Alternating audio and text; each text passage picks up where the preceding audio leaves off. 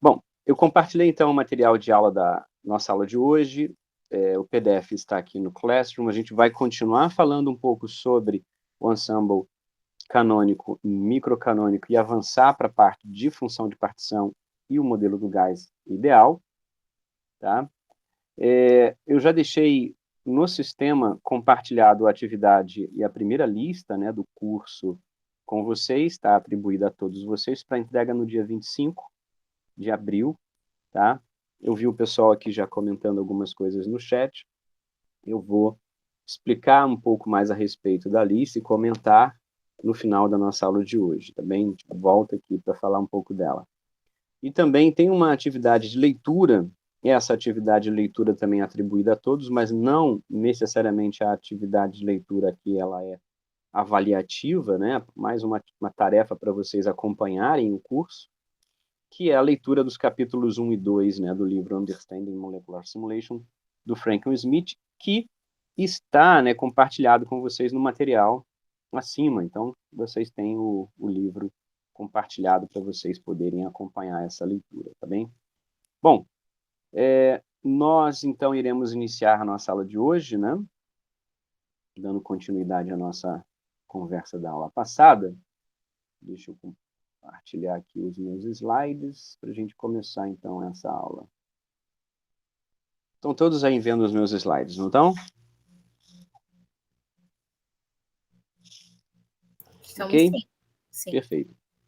Eu vou deixar aqui no chat, no meu smartphone, para poder acompanhar as mensagens que vocês enviarem.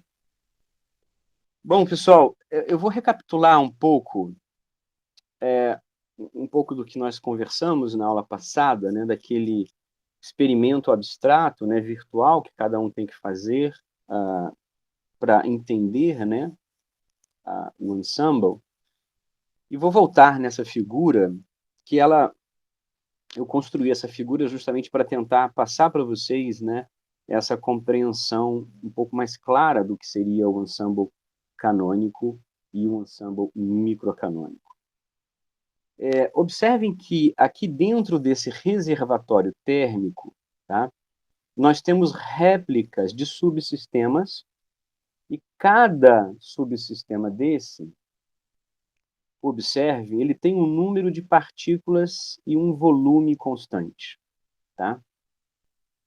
Portanto, observem aqui, é como se tivéssemos réplicas idênticas com o mesmo número de partículas, mesmo volume, e todos esses subsistemas submetidos a um banho de temperatura, a uma temperatura T fixa.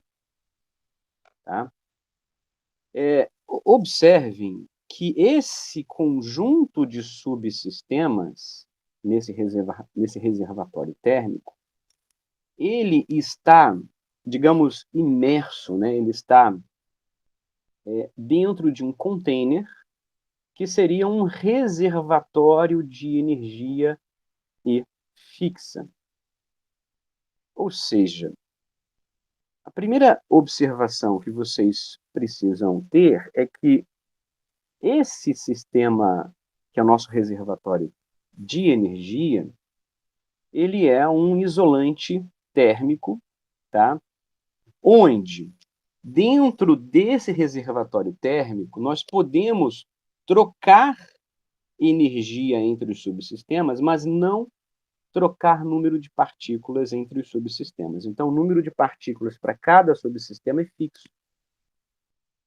No entanto, as energias entre os subsistemas podem ser trocadas, de modo que, no equilíbrio, né, todos os subsistemas eles alcançarão um equilíbrio de energia, tá? E, portanto, é como se nós, então, tivéssemos uma distribuição, né, de energia no equilíbrio igual para cada um dos subsistemas.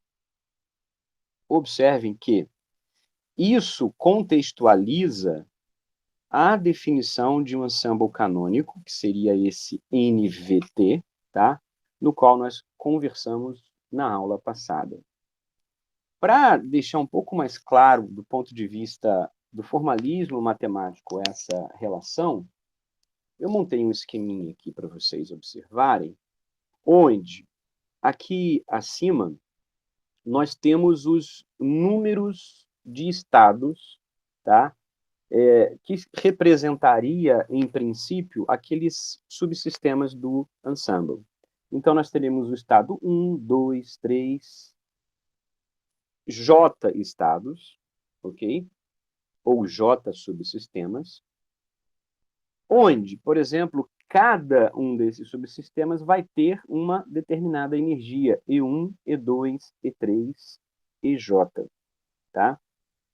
Agora, a ocupação, né, que nós vamos ter em cada um desses estados de energia, ela será A1, A2, A3, AJ.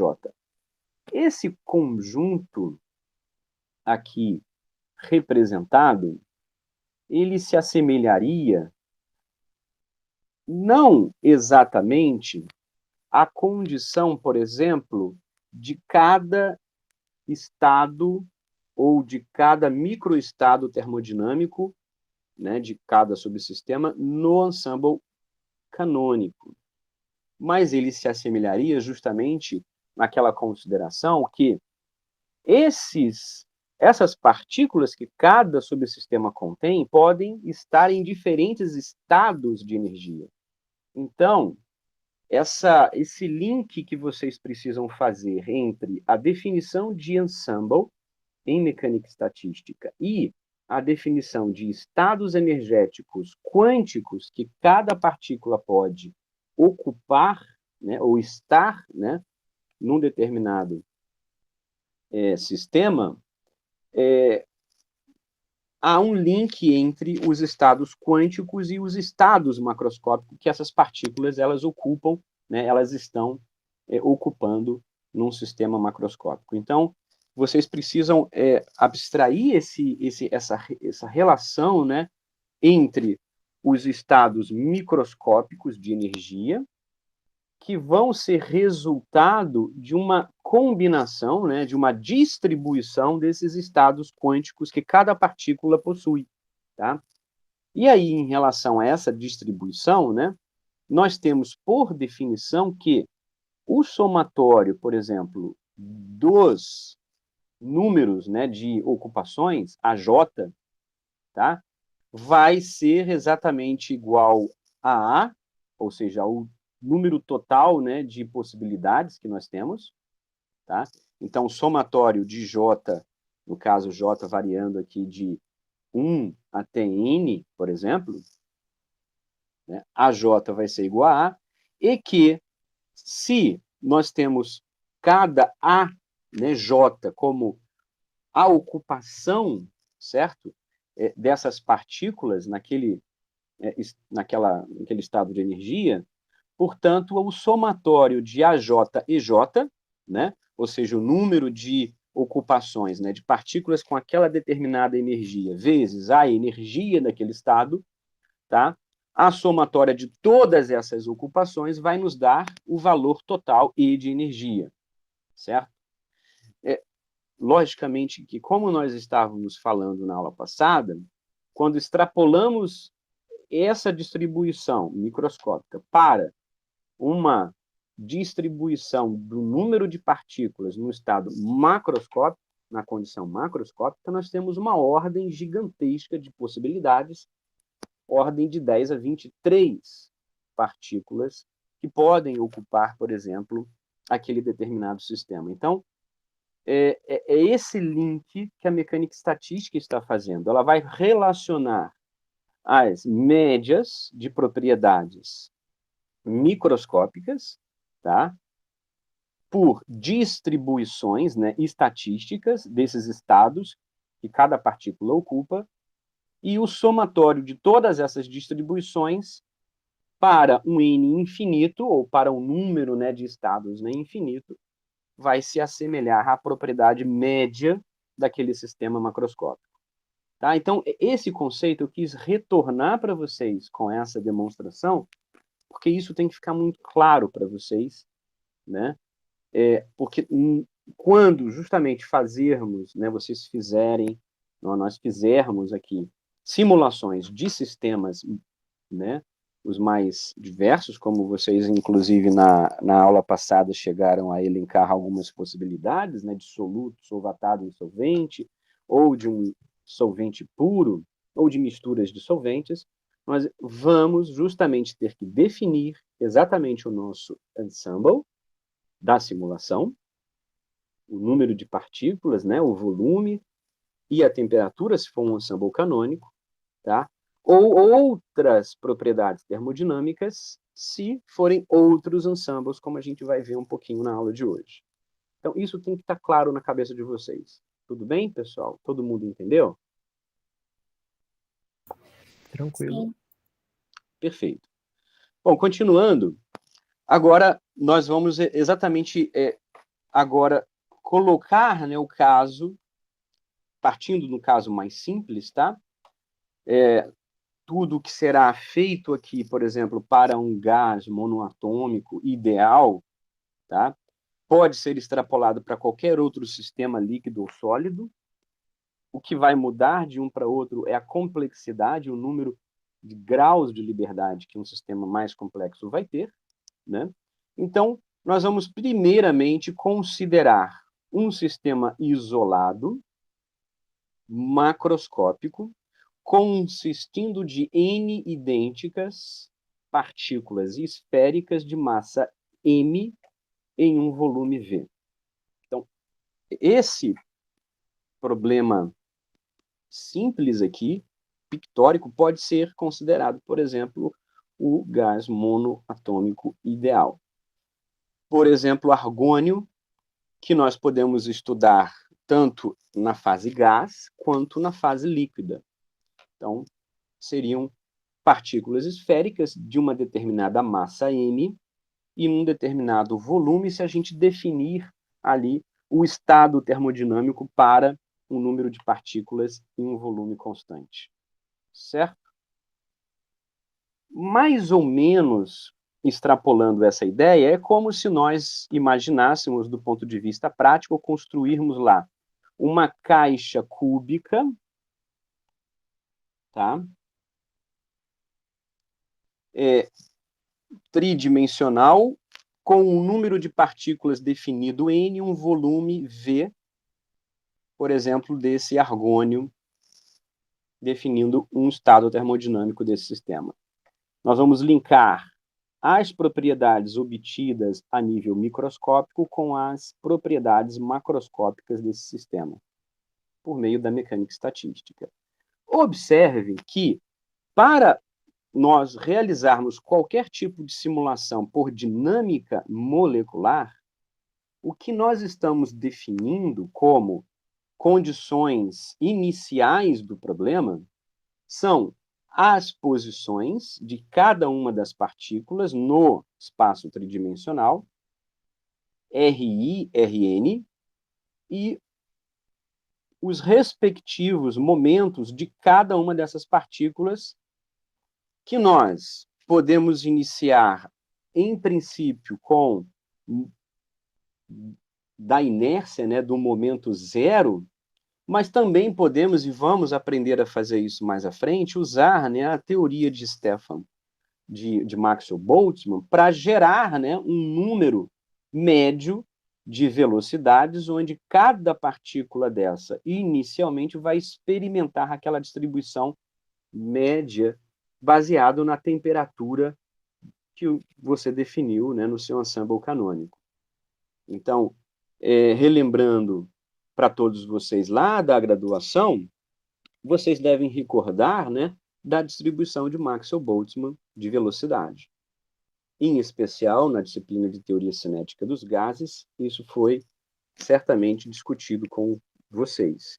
Para quem não fez, é importante dar uma relembrada nisso, mas a gente vai voltar nesse problema mais à frente, inclusive fazendo exercícios práticos com essa distribuição. Bom, esse conjunto de Rn, Pn é o que nós chamamos de espaço de fase do sistema. Então, é um jargão muito utilizado, né, na área, tá? É um jargão técnico extremamente importante e utilizado não só em artigos, em livros, que é o chamado phase space. O espaço de fase do sistema, ele vai definir exatamente esse ponto, ou essa configuração, tá, para o seu conjunto de partículas com posições e momento. Entenderam? Ok? Tá ok. Perfeito. Então, feito isso, nós agora podemos, digamos, abordar, né, alguns conceitos a respeito de outros ensembles, que alguns serão discutidos e trabalhados do ponto de vista da lista de exercícios e atividades que a gente vai passar, e outros da parte prática mais à frente. Mas a gente já fez, né, a introdução e a definição do ensemble microcanônico, ou seja, onde o número de partículas, volume e energia são constantes. Nesse ensemble, a distribuição de probabilidade é dada justamente aqui pelo inverso, né, da nossa... ele não está escrevendo aqui. Das possibilidades, né, que esse conjunto, né, de microestados possui, tá? Essa é a distribuição de probabilidade para o ensemble microcanônico. E observem aqui no esqueminha ao lado que ele é um esqueminha que nos remete justamente a, logicamente aqui num shape, né, numa forma bidimensional, mas é mais ou menos o que nós teríamos, né, numa simulação, por exemplo, de um sistema tridimensional. Observe que cada caixinha dessa tem um número de partículas igual, aqui no caso 4 partículas, então elas estão em diferentes posições no que a gente definiria o espaço de fase, né, do ensemble. E aí, o que nós temos? O volume, as caixinhas, observem, são todos idênticos, então representaria justamente esse ensemble aqui. Outra questão importante agora que vocês devem abstrair é o seguinte: fica claro para todos nós aqui nesse esqueminha que o número de partículas e o volume são constantes. Mas observe que a distribuição dessas partículas no espaço de fase, elas não são idênticas. Portanto, nós estamos falando aqui de uma configuração diferente para cada ponto no espaço de fase. A energia para esse tipo de ensemble ser constante na simulação significa que a distribuição média dessas energias ela deve ser constante. Ou seja, imagina que nós, na simulação, pudéssemos monitorar essa energia em Y. Vocês estão vendo eu escrever aí no slide? Tá, Tá aparecendo. Tá, dando para tá ver? direitinho. Então, imagina que eu Tá ótimo. consiga monitorar essa energia aí ao longo do tempo de simulação ou daquelas trajetórias, onde cada configuração dessa no tempo vai representar um ponto no espaço de fase, tá? Que é aquele conjunto de posições e momentos. Essa energia, ela vai flutuar e deve flutuar em torno de um valor médio no tempo, para que você possa definir essa simulação no ensemble microcanônico. Necessariamente, a média ela deve ser constante ao longo da sua simulação e não, por exemplo, ter um comportamento de subida ou descida, o que não garantiria para você que a sua simulação ela reproduziu o ensemble microcanônico daqueles microestados termodinâmicos. Tá claro isso para vocês? Ah, sim. Isso, obviamente, vocês vão compreender, vai depender da complexidade do sistema que você está simulando. Então, partindo, por exemplo, de um gás monoatômico ideal, na fase líquida, por exemplo, condensando esse gás, né, e simulando ele num estado termodinâmico líquido, vamos lembrar que para o gás ideal, a gente está considerando apenas o grau de liberdade translacional. Mas se a gente for para um sistema poliatômico, uma molécula com grau de liberdade rotacional, né, e também uma distribuição de N possibilidades conformacionais, a gente está, para cada molécula, aumentando o grau de liberdade, isso vai ser multiplicado pelo número de moléculas que o sistema possuir, né? E aí vocês já têm uma ideia de que o número de possibilidades, né, a distribuição de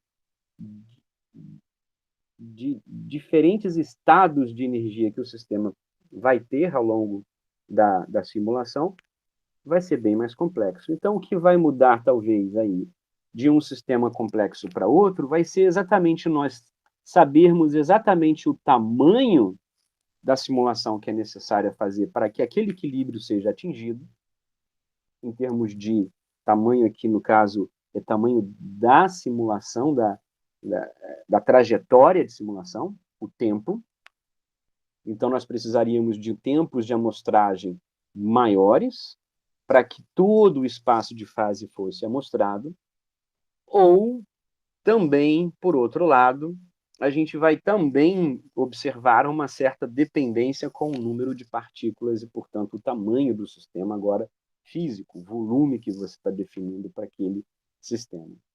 Então, guarde essa informação na cabeça de vocês, porque ela é uma informação extremamente importante para você justamente definir as condições de contorno, as condições iniciais dos seus sistemas e do ensemble que você vai simular. Na tabela abaixo, nós temos um ensemble canônico, onde temperatura, volume e número de partículas é constante. Observem que todos os estados aqui de energia, né, serão, então, experimentados. A distribuição de probabilidade do ensemble canônico, como nós vimos no finalzinho da aula passada, vai ser exatamente a exponencial de menos beta vezes a energia EI de cada estado sobre a função de partição Q, onde Q, vamos lembrar, é exatamente o somatório, né? A função de partição aqui vai ser o somatório ali em I, por exemplo, né, de exponencial de menos beta e I.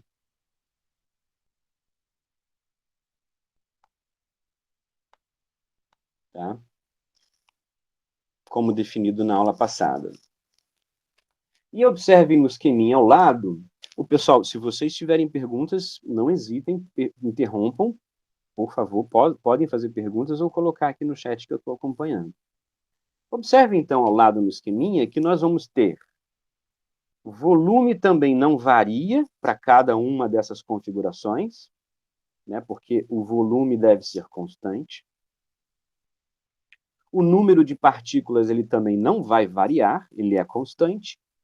E as distribuições, né, de configurações de cada partícula em cada estado também são diferentes.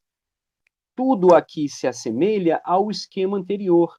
Justamente por quê? Porque nós definimos o ensemble canônico dentro de um reservatório de energia que é o ensemble microcanônico. Então, eles estão intimamente relacionados e, do ponto de vista prático de simulação, nós simulamos e fazemos cálculos no ensemble canônico, porque o ensemble microcanônico ele é um exercício muito mais do ponto de vista ideal do conceito de ensemble, tá? Do que necessariamente a gente né, ter a prática de simulações nesse ensemble. No entanto, independente se nós estamos num ensemble canônico ou num ensemble, por exemplo, isotérmico isobárico, que eu vou mostrar agora mais à frente, nós devemos ter em mente de que a energia do sistema deve ser conservada e, portanto, implicitamente o ensemble microcanônico ele deve ser atendido em sua simulação. Se você observa no ensemble canônico, por exemplo, a média da energia também tendo um comportamento no qual a sua média não é constante, ou seja, eu tenho um acréscimo, né, quase que, digamos, monotonicamente, né, crescente ou decrescente da energia média, significa que alguma coisa está estranha e errada na sua simulação e que você deve ter esse cuidado, porque a energia tem que ser conservada. No ensemble canônico, no ensemble agora isotérmico isobárico, o que muda agora nas propriedades termodinâmicas é que não mais o volume será constante, mas sim a pressão. E a pressão, portanto, sendo constante, nós temos uma possibilidade, para que ela seja constante, de que o volume varie, né, do sistema. Portanto, todos os estados de energia e volumes, eles vão flutuar, né? E a distribuição de probabilidade para o ensemble isotérmico isobárico, ele será a exponencial de menos beta, EI mais PVI, sobre a função de partição para o ensemble isotérmico isobárico. Esse delta aqui, ele é o símbolo que representa a função de partição nesse ensemble, tá?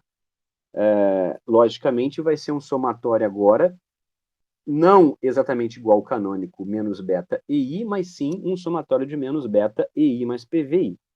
Observem que esse valor EI mais PVI remete-se exatamente à variação, né, de entalpia para cada uma das partículas do sistema. Essa formulação de distribuição de probabilidade, ela está como um exercício, uma atividade na lista de hoje, e vocês vão ter a oportunidade de, na leitura e na lista, explorarem um pouco a derivação dessa distribuição. Para vocês entenderem, o esquema ao lado, ele mostra claramente que agora o volume, estão vendo, não é constante. Então, o volume de cada um dos estados ele pode variar para que aquela pressão seja mantida constante, né? E o número de partículas ele é constante em cada uma das configurações. A temperatura de cada um desses subsistemas ou desses estados, ela deve também ser constante. Portanto, no ensemble isotérmico isobárico, nós vamos ter um banho de temperatura e um banho de pressão, assim por dizer. É como se nós estivéssemos redesenhando aqui agora esse esquema, onde, em vez do volume, para a pressão ser constante, nós teremos que ter um reservatório térmico para manter a temperatura fixa e também um esqueminha que a gente chama de banho, né, de pressão, para que aquela pressão seja definida, né? Geralmente, nas simulações, nós a realizamos nesses dois tipos de ensembles, ou ensemble canônico ou ensemble isotérmico isobárico, para a grande maioria dos sistemas e do que nós queremos.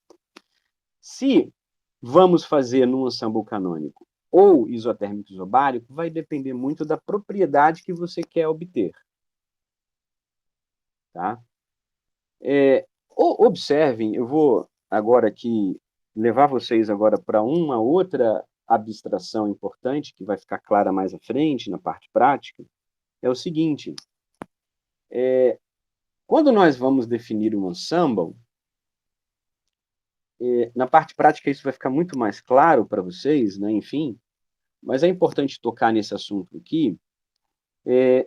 Nós podemos, né, intercalar as simulações em diferentes ensembles para que a gente garanta, isso vai ficar bem, bem claro mais à frente, para que a gente garanta aquilo que a gente comentou na aula passada a respeito de que a média das propriedades no tempo, essa variável tempo que define a trajetória da simulação, seja garantida que essa média seja a média do ensemble, porque do ponto de vista estatístico e da mecânica estatística, a gente só vai de fato garantir que a média dos microestados termodinâmicos em cada um dos ensembles corresponde àquele valor da propriedade medida macroscópica, da propriedade termodinâmica, quando exatamente todo o espaço de fase ele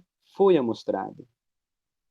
Mas vocês vão perceber que, a depender da complexidade do problema, nem todo esse espaço de fase poderá ser amostrado.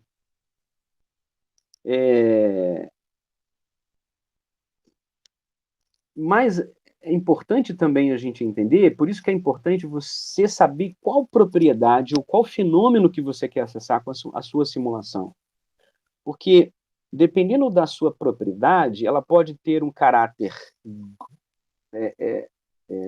global, no sentido de que ela vai depender de várias configurações no espaço de fase, em todo ele. Exemplo, viscosidade.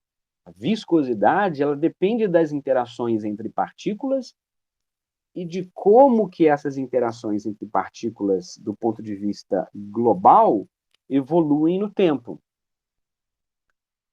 Então, amostrar o máximo possível o espaço de fase como um todo é importante para você obter uma boa viscosidade comparável ao dado experimental. Mas outras propriedades são locais, elas não são globais, elas não dependem das interações de todas as partículas, elas dependem muito da interação local, de uma interação de polo, por exemplo, ligação de hidrogênio, que tem um tempo de vida muito curto. Então, uma determinada propriedade que dependa de fenômenos locais de interação molécula-molécula, elas podem ser amostradas numa janela do espaço de fase, e não em todo o espaço de fase. Ficou claro o que eu expliquei aqui? Eu espero que tenha ficado. Isso vai ficar mais claro na parte prática. Se tiverem pergunta, por favor. Por mim ficou claro. Eu queria, Legal. se puder, talvez repetir um pouco, especificamente essa comparação experimental, porque, por exemplo, eu imediatamente, quando eu olho essas possibilidades de ensemble, eu penso, o TPM seria mais adequado para, sei lá, estudar mecanismos de reação orgânica, porque geralmente não é a pressão constante, né? Eles não têm um controle muito grande de volume. Aí você fez algumas comparações com outras possibilidades experimental que eu, pelo menos, me perdi, se puder trazer isso, essa questão. Assim, vamos pegar o teu exemplo, importante e muito coerente, muito importante a sua pergunta, né? O seu link. Vamos pegar o seu exemplo. Se você quer estudar reação química, nós estamos falando de interação entre duas espécies A e B, correto?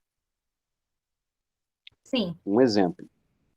Essa reação ela vai acontecer num sítio específico de cada um dos reagentes, correto? Sim. Por exemplo, uma substituição de um halogênio saindo, um grupo, né, um halogênio saindo, entrando um grupo eletrofílico, nucleofílico, depende de qual reação que você quer observar. Ou seja, dependendo do tamanho da sua molécula, eu estou falando de um sítio específico da molécula. Então, eu estou falando de uma propriedade bastante local, ok? Ok? Sim, professor, estou acompanhando. quando você vai avaliar a reação, os processos macroscópicos de, por exemplo, difusão das espécies para que elas se encontrem, eles estão em uma outra escala de tempo. A gente, na simulação, quando quer estudar reação química, a gente já quer estudar a reação com elas ali no arranjo favorável para que a reação ocorra. E eu não quero estudar todo o processo macroscópico de difusão, né, de permeação, enfim, até o sítio ativo onde a reação ocorra. Entendeu? Sim, então esse Então, seria... essa é uma propriedade específica de mecanismo de reação, é uma propriedade local, que vai depender, inclusive, das moléculas de solvente que estão circundando, né, solvatando as espécies reagentes. Então, o efeito do solvente ele vai ser um efeito local e não um efeito em todo o espaço de fase. Porque ele vai induzir uma orientação, né, uma configuração entre A e B, numa proximidade em que as interações entre as espécies elas são, de fato, são importantes.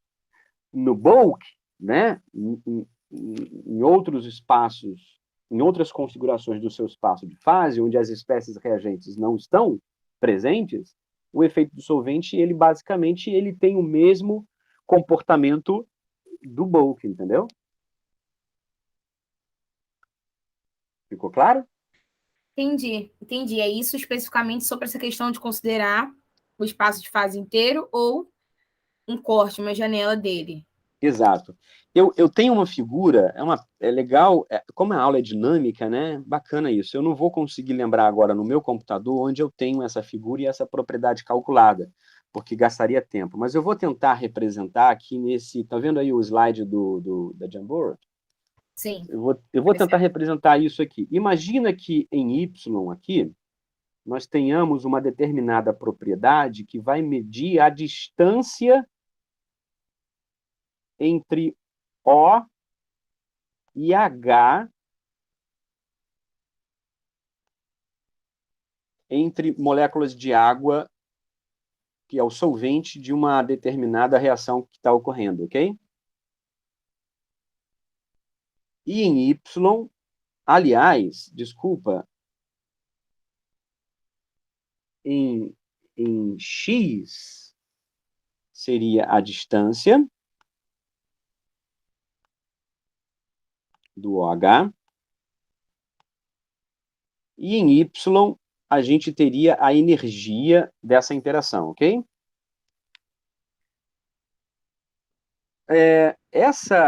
Esse tipo de propriedade ele vai remeter que isso aqui vai ter esse determinado comportamento e vai para infinito, ficou um pouco ruim aqui, vai para infinito a distâncias muito grandes, tá? E para distâncias muito pequenas, desculpem, em distâncias muito grandes isso aqui vai a zero, tá bom?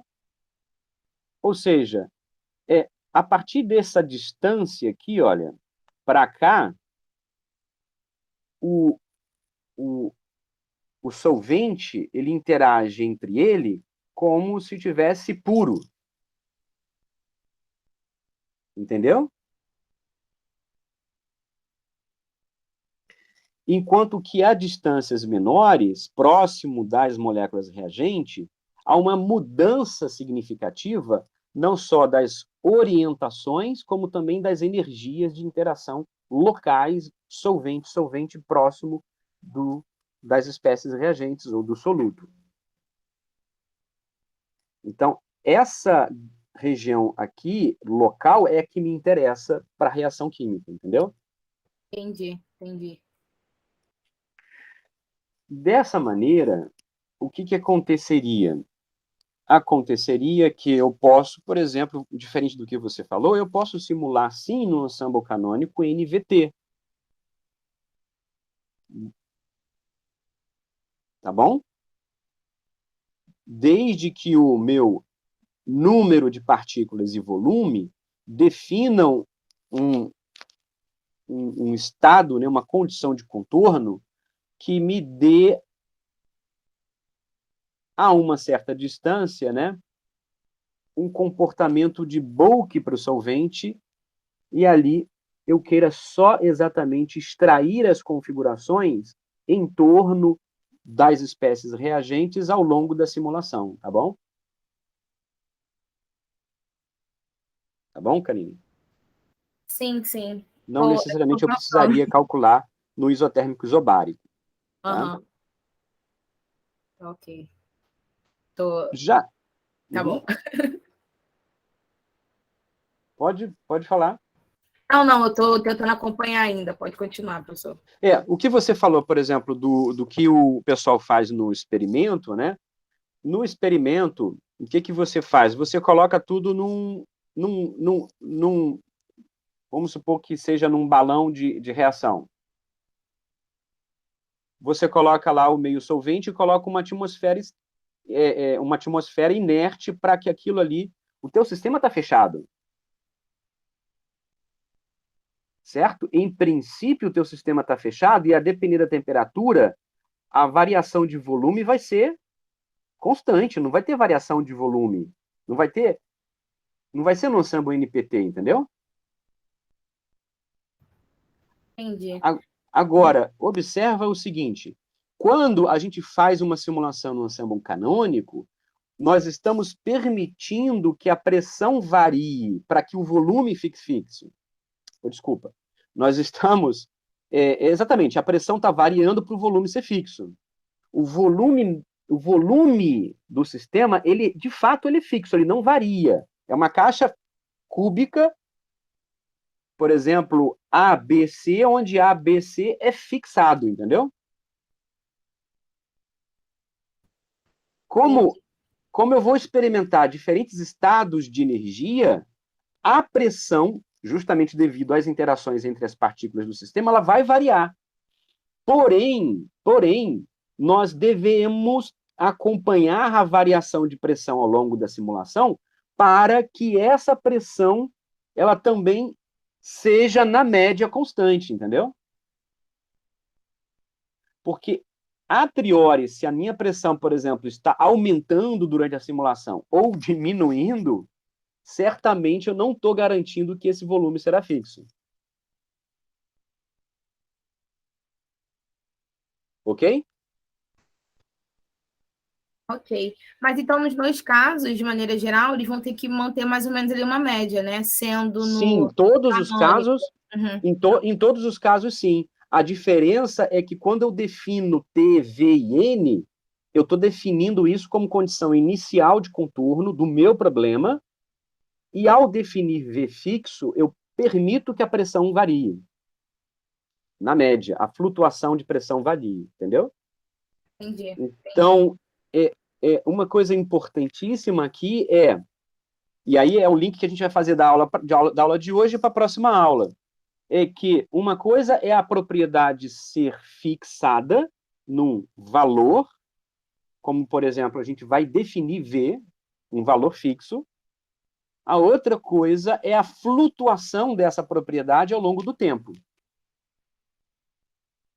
Quando a gente fala de que em cada uma dessas configurações amostradas, uma determinada propriedade mecânica ou termodinâmica está flutuando, significa que ela pode apresentar diferentes valores ao longo da simulação, mas a sua média ela deve ser constante no equilíbrio. Ok? Ok. Obrigada, professor. O mais complexo ensemble, e esse a gente vai abordar mais lá na frente, não agora, seria o ensemble gran canônico. No ensemble gran canônico, observem agora, o número de partículas não é mais fixado, mas sim temperatura, volume e momento e potencial químico. Justamente pelo potencial químico ser fixado, o número de partículas agora pode variar entre diferentes subsistemas do ensemble. Então, observem aqui, no esqueminha ao lado, que ao longo da simulação, o número de partículas não é mais o mesmo. Esse particular ensemble Gran canônico, ele é muito útil, por exemplo, para propriedades nas quais o número de partículas, o número de moléculas do sistema varia. Por exemplo, o equilíbrio de fase, líquido-vapor. Né? No equilíbrio de fases, aqui, vamos colocar no desenho esquemático, aqui líquido, aqui vapor, eu vou ter, numa determinada temperatura, passagem de moléculas do estado líquido para o estado vapor. Então, portanto, nesse espaço de fase que define o estado líquido, o número de partículas no tempo vai variar da mesma maneira que no estado vapor, até que o equilíbrio se atinja. O equilíbrio atingir é quando o potencial químico do líquido se iguala ao potencial químico do estado vapor, né? Assim define-se o equilíbrio para esse tipo de problema. Esse equilíbrio estabelecido não necessariamente significa que o número de partículas em ambos os estados seja igual, ao contrário, ele vai ser diferente. Mas à medida que o equilíbrio seja atingido, ao passo que uma molécula passe para o estado do vapor, a outra do vapor passa para o líquido, então nós temos um equilíbrio de NV, né, número de partículas no estado líquido e no estado do vapor, né, flutua, mas dinamicamente ele se mantém constante, não variando mais, como, por exemplo, a gente está vendo aqui no esqueminha, né? Entenderam? Ok? Sim. Particularmente, a complexidade desse ensemble, ele é difícil de se implementar, né, como um código. Nós temos algumas técnicas, algumas metodologias para abordar esse tipo de problema, e a gente vai falar disso no estágio mais avançado lá na frente. Tá? Então, olha só como aqui só essa abordagem inicial da aula de hoje já nos tomou bastante tempo. Nós estamos aqui no slide 4, ou seja, a gente falou de bastante coisa, mas detalhando cada um desses problemas, né, de forma bem profunda mesmo, né, da discussão a respeito de cada um dos ensembles. Nós vamos continuar na aula falando do ensemble canônico. Na parte prática, a gente vai abordar mais o ensemble isotérmico isobárico e mais lá na frente, na parte prática, também o ensemble gran canônico, tá bom? Bom, em cada um daqueles exemplos que eu dei anteriormente a respeito das simulações, nós, pela nossa aula passada, né, nós sabemos, aqui ficou a integral, não apareceu, que a determinada propriedade a ser observada, ela é consequência da média dessa propriedade no tempo. Ou seja, do ponto de vista de formalismo, nós vamos definir essa média de propriedades como a média no espaço de fase, no tempo. Lembra que esse gama ele representa justamente as N posições em momento de cada uma das partículas ao longo do tempo. Essa média no tempo, ela vai, no limite de t tendendo a infinito, ser definida, então, como uma integral de 0 a t de A vezes, ou aliás, de A, né, de gama de t, dt, sobre o tempo observado, ou seja, a média temporal é justamente a coleção, né, ou a soma de cada uma dessas propriedades em cada configuração no tempo, dividido pelo tempo amostrado. Isso nos dá a média temporal.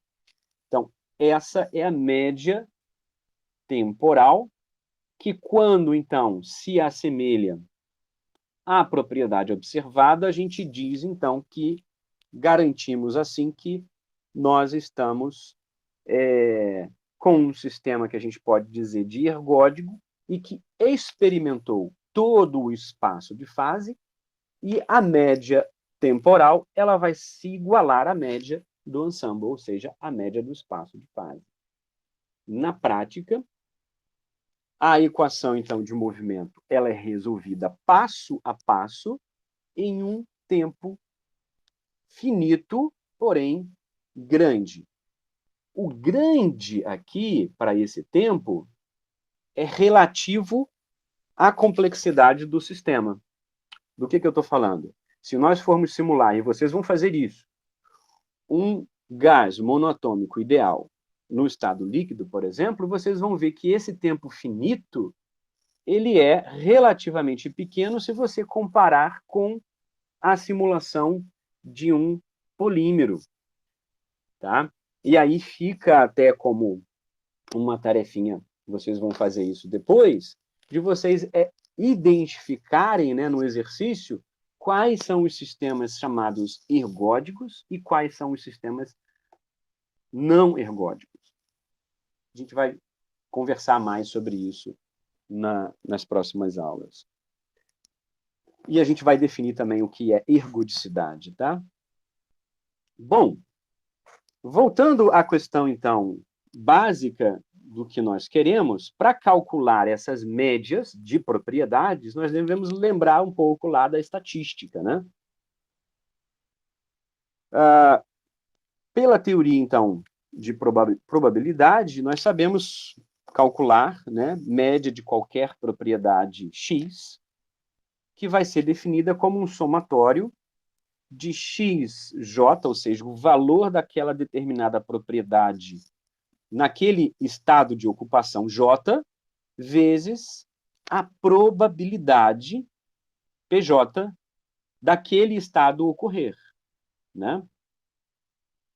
Então, só recapitulando a questão lá de nós linkarmos esse raciocínio com os diferentes estados quânticos que um determinado sistema pode ter, nós sabemos que a uma determinada temperatura, e se essa temperatura é uma temperatura baixa, né, as partículas vão preferir estados de ocupação de menor energia, de mais baixa energia. Vão, por probabilidade, né, ocupar os estados de mais baixa energia.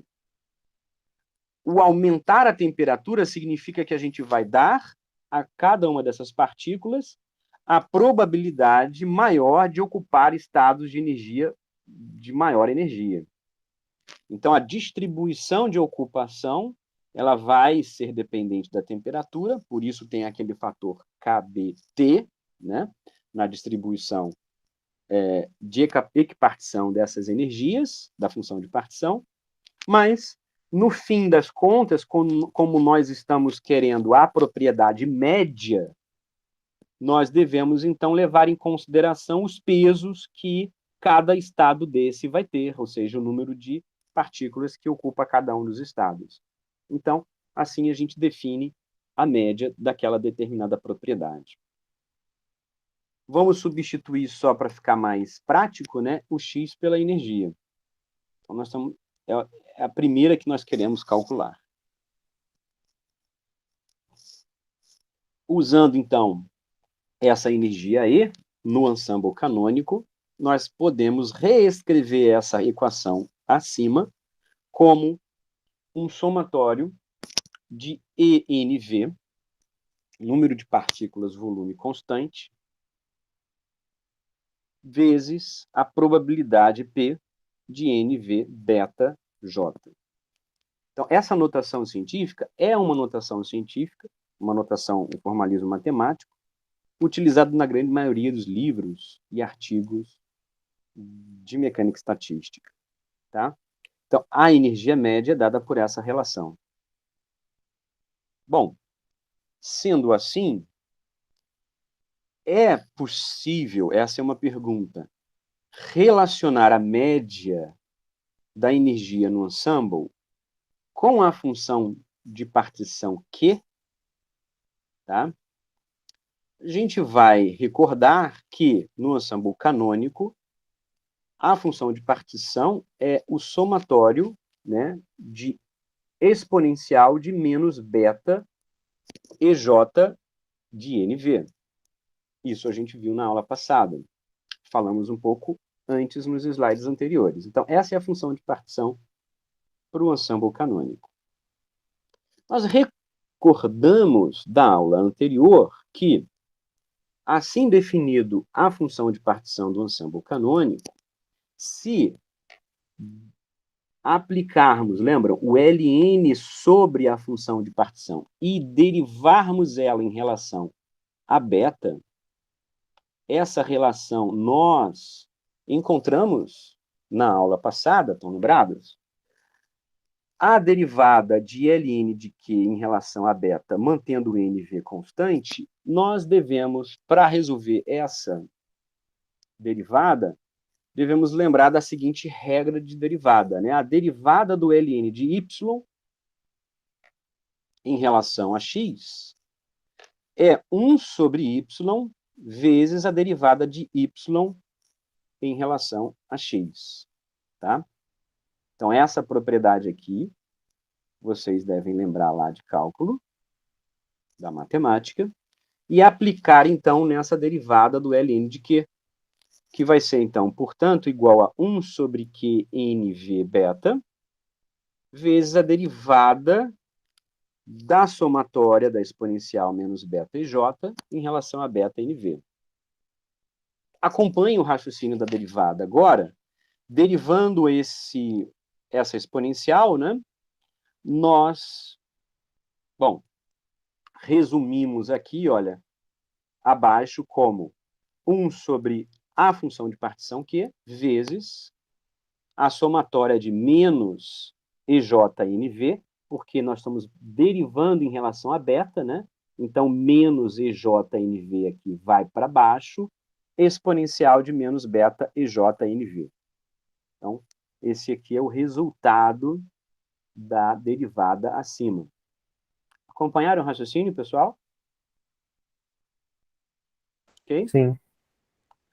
Bom, voltando, então, agora àquela definição anterior, a derivada, então, do Ln de Q em relação a beta, se nós escrevermos isso aqui rearranjando, vai ser menos, então, a somatória de EJNV vezes exponencial de menos beta EJ sobre QNV beta. Esse fator aqui, olha, ele é exatamente a média da energia, certo? Que foi definida anteriormente, lembram? Como somatório de ENV vezes a probabilidade de NV beta. Isso é a média da energia, certo?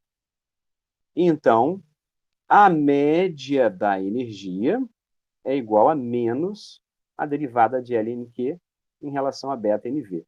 Então, nós estamos relacionando a função de partição Q à média da energia, como a pergunta havia feito antes. Então, é possível nós relacionarmos a média da energia do sistema com a função de partição, tá, daquele sistema.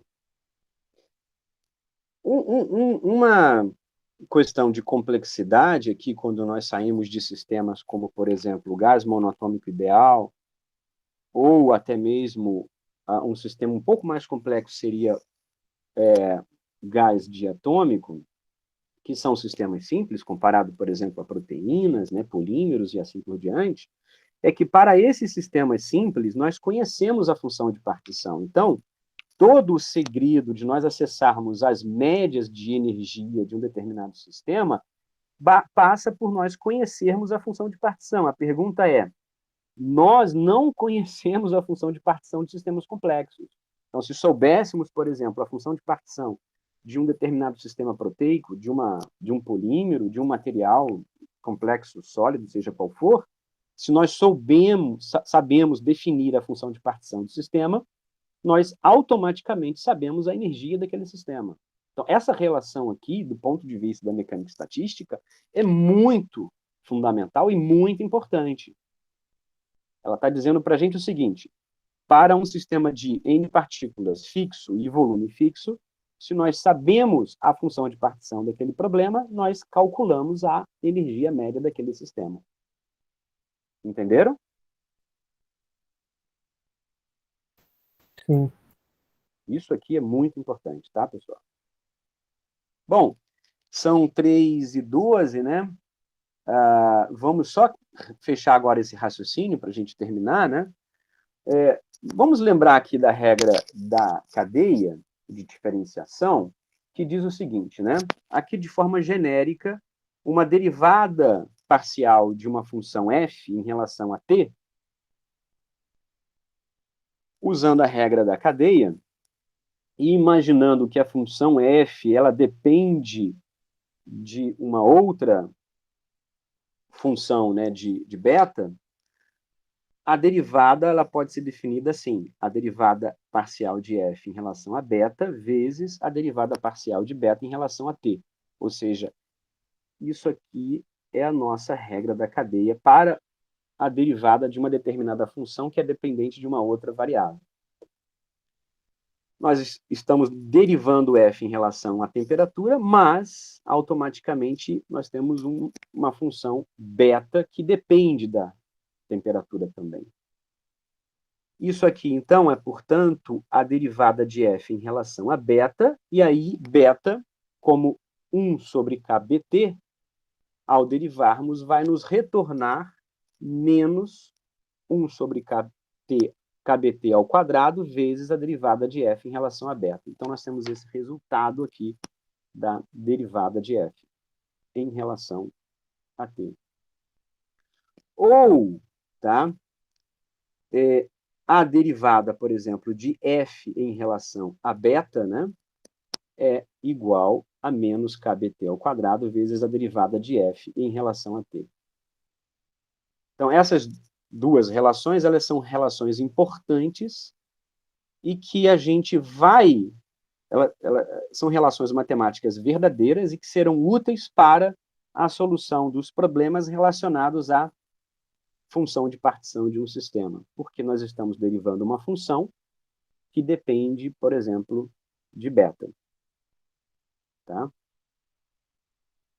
Feito isso, observem que nós podemos reescrever aquela média de energia como Kb vezes T ao quadrado vezes a derivada parcial de Ln de Q em relação a T, a Nv constante para o ensemble canônico. Da mesma maneira como nós chegamos a essa média de energia, nós podemos derivar qualquer outra propriedade termodinâmica seguindo as relações anteriores. Por exemplo, podemos derivar a pressão e outras relações termodinâmicas, onde a pressão média vai ser kBt vezes a derivada parcial do Ln de Q em relação a V, mantendo N e beta constante. O que isso significa? Significa que se nós conhecemos a função de partição e mantemos número de partículas constante e temperatura constante, né, porque o beta depende da temperatura, nós acessamos a pressão média daquele determinado sistema.